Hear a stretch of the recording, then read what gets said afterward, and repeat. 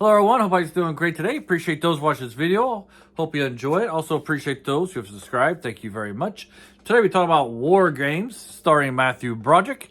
Alright, so for you out there listening from you millennials up into today's generation, don't tell me that us Gen Xers and the baby boomers warned you about the dangers of AI, artificial intelligence, of course, and about the internet, because the War Games and the Terminator and other movies from the 80s warned you about the dangers of artificial intelligence, which is basically what this movie is about. It's a warning about giving full control to computers and what they may possibly do into the future if they have full control. It's also a little bit of a warning. This is kind of before the great internet. About the warning of what powers people can do with the internet, I guess you can say. As, you know, I don't know what it is with Mathew Broderick's characters here, because you got the War Games, and then his character Ferris Bueller. They like get on their computer, they like hacking into other computers to change, especially school computers, either to change their grades or change how many times they were absent. So this is like a precursor to Ferris Bueller, of course. And this one, he changes all his grades from failing to passing. And then, you know, of course, of Ferris Bueller, he changes how many days he was absent.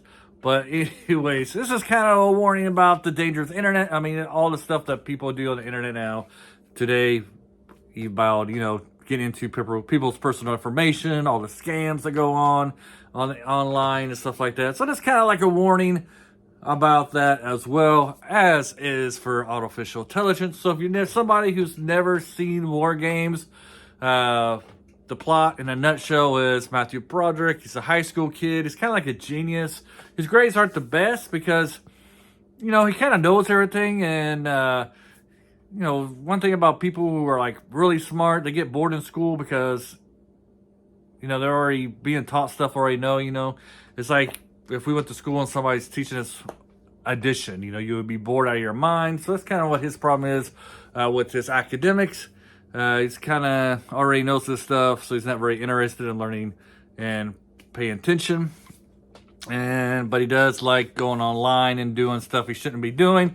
And he accidentally hacks into the military, and he thinks he's just playing a video game because it is the 80s, you know. Atari, it's at this time, it's at its height. 82, it's at its height. I don't think the crash starts until 83, 84-ish. So, you know, it's also kind of get into the dangers of playing video games too much. You know, this kid just think he's playing games, but he's actually playing a real game with the artificial intelligence, with the military. The movie does have some commentary about nuclear war and the decisions that led to giving control or leading more to artificial intelligence controlling nuclear bombs. We have a test at the beginning of this movie where supposedly there's like a nuclear strike from the Soviet Union. We're supposed to retaliate.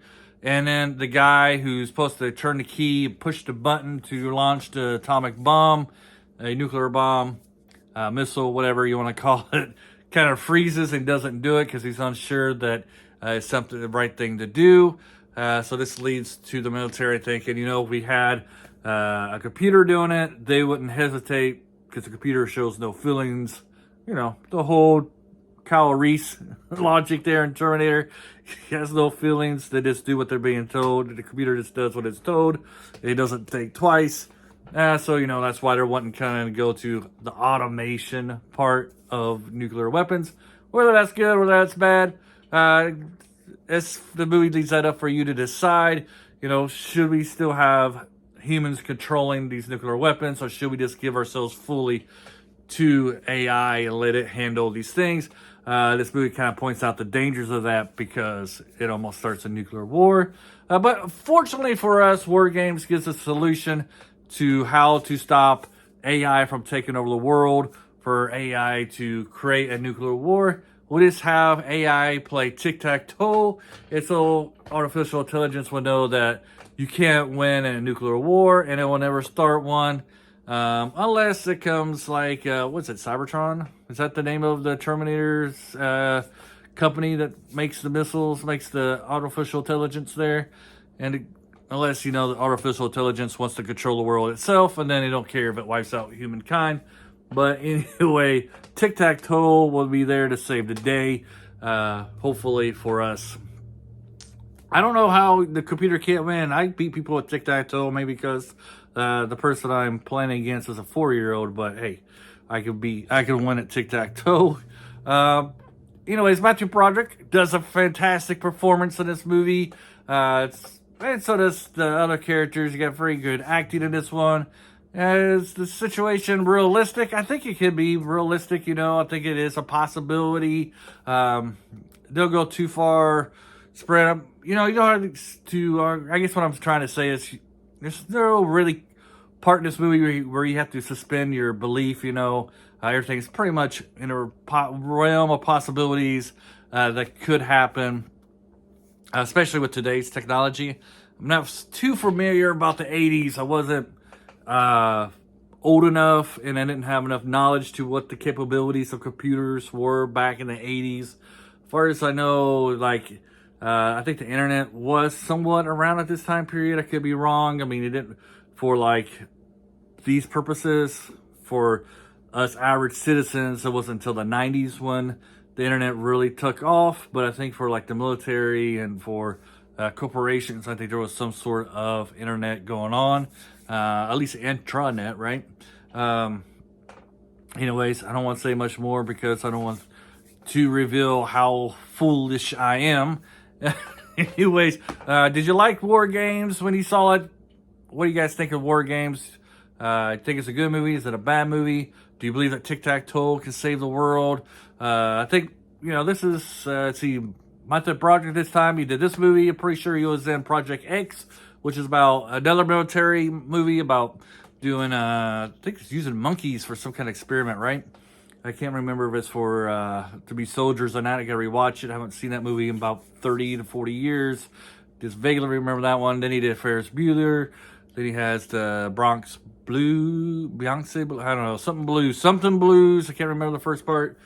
So Mathew Broderick had a pretty good run in the 80s. Closest in The Glory, which is a good Civil War movie. Recommend The Glory. And I will recommend Wargames too if you've never seen it before. It's a pretty good movie, kind of suspenseful. I don't know. It's one of those movies made for teenagers too, right? Because he's a teenager, he's in high school, but I think it applies to everybody. It does raise up some pretty good questions about how much control should we give our military forces to our military strategy and stuff to artificial intelligence, especially in this day and age where artificial intelligence is 1,000 times more advanced than it was back in the 80s. Raises those questions, how much control do we really have over artificial intelligence? It's these worries not founded, impossible to happen these days. I don't know those questions, the answers to those questions. Maybe you do. Anyways, have a great day. Bye.